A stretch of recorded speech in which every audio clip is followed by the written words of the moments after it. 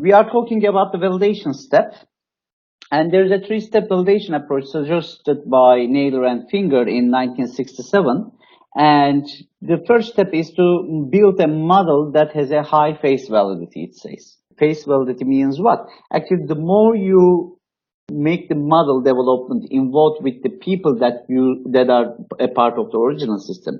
If the end users are contributed into the model development phase, and if you involve also them in the validation process, then the face validity is going to be more. Okay, the first thing is this. So the potential users of the model should be involved in model construction from its conceptualization to its implementation. Then users may evaluate the reasonableness of the output and identify the model deficiencies. So you are going to show the output data collected from the model, and you need to show the output data of the model to the system users, the users who are involved with the system, so they can discover the differences between the original system behavior and the model behavior. And also, the more you make people involved through the validation process, the more validity that you are going to get. I mean, validity is important. I mean, you can be 100% sure that your model is valid. However, if the people do not believe that it is a valid model, still, it's not going to be counted as a valid model. So you just need to develop a valid model, and after that you need to make people believe that this model is valid. So there are two requirements here, and the face validity increases the perceived validity. So the more the people are involved in the validation process, the more you show the output data of the simulation model to the people, then they will also believe that the model is quite reflecting the original system behavior.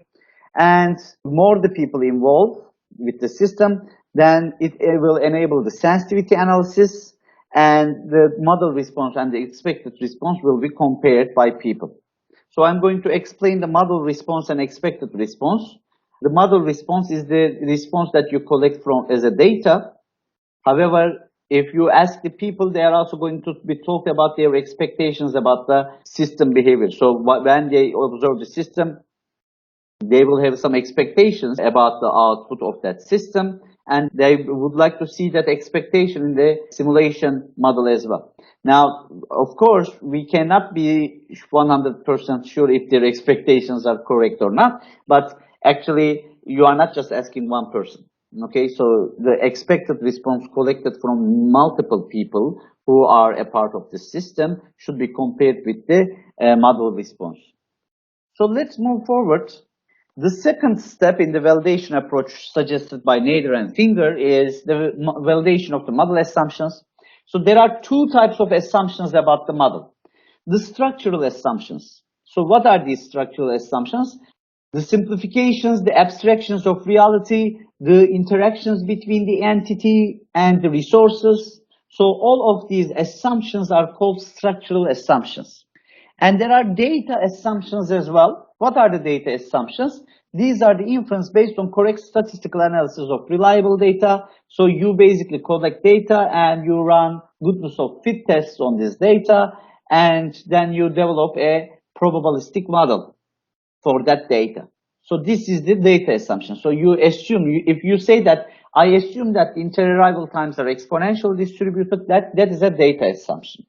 But if you say that, for example, I assume that nobody leaves the system without completing the service, so they will always wait until their service is complete, then this is a structural assumption because it is related to an entity.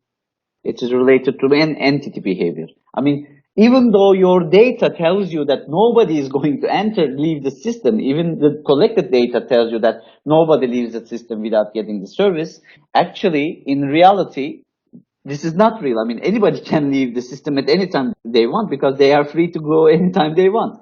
So because of that reason, this is a structural assumption. This is not an assumption that is made based on the data.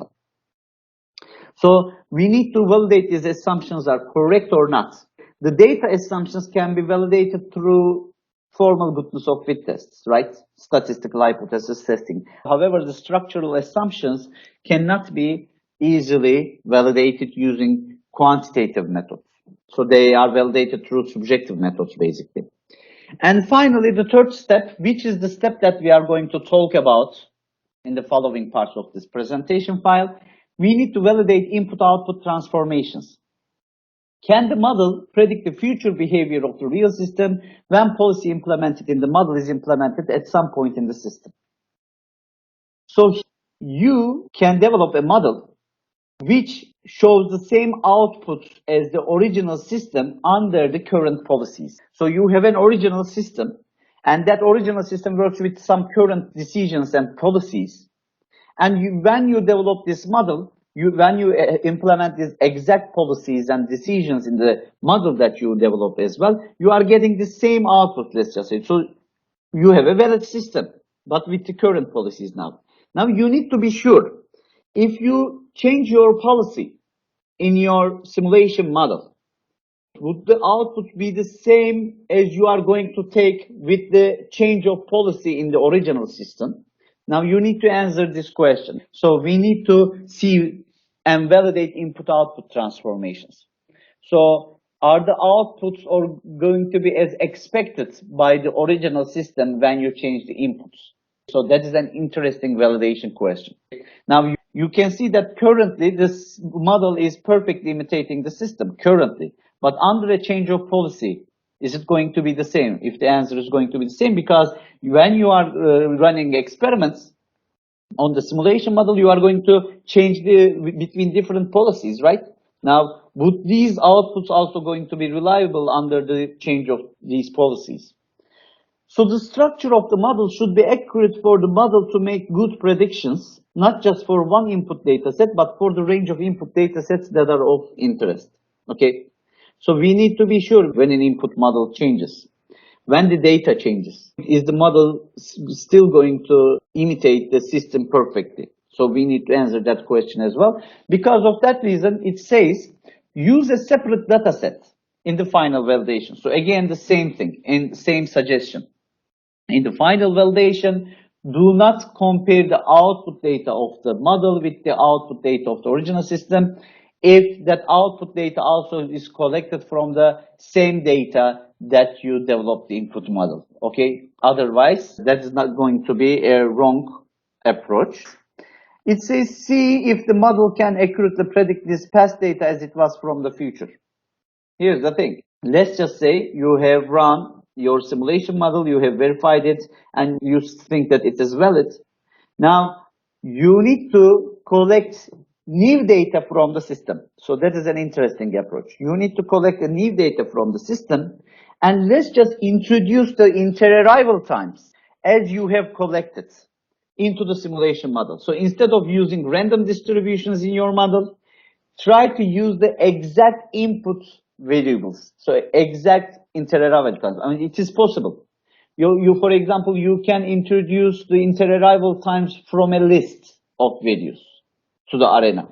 So basically, you are not trying to develop a random simulation. You are going to create a deterministic simulation with actual input variables, which is collected from new data, new observations.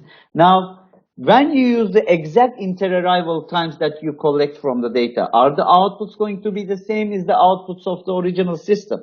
Now, that is an interesting thing. If they are going to be similar, then you can say that you have a valid model. But if there is a too large difference, if the discrepancy is too large, then your model is not reliable, because you are exactly using the same input variables. I mean, the same scenario in the original system applies for the simulation model as well if you use the exact inter-arrival times. So you need to get almost similar output measures as well. Validation of input-output transformations is only possible if we have system data with alternative input settings. So this third step is only possible if you have system data with changed input settings. For example, I mean, when you increase the number of cashiers in a supermarket, is the model going to give reasonable outputs? If you want to check that, you need to be able to collect data from the original system where we have 3 cashiers in the original system.